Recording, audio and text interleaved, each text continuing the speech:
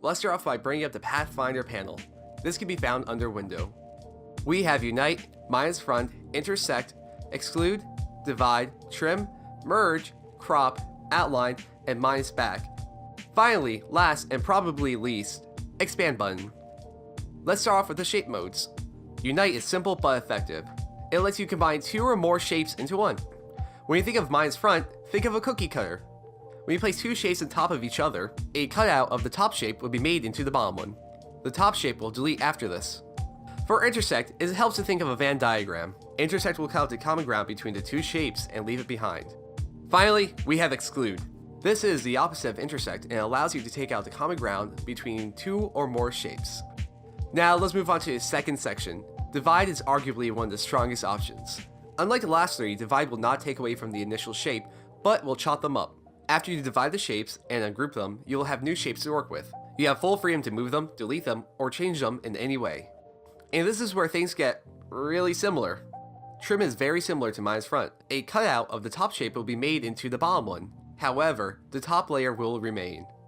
If you don't understand it, merge will look and act like trim. The difference between the two is that merge merges adjoining or overlapping objects that have the same fill color.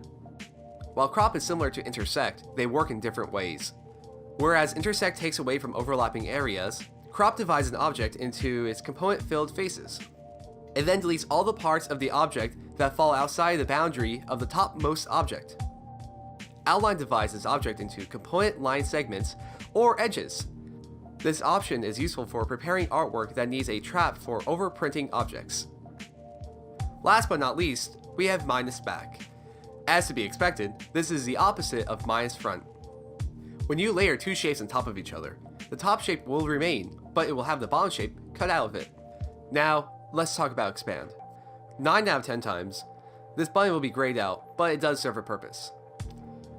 To activate this button, first you must select 2 or more shapes and head over to the More Options menu in the Pathfinder window.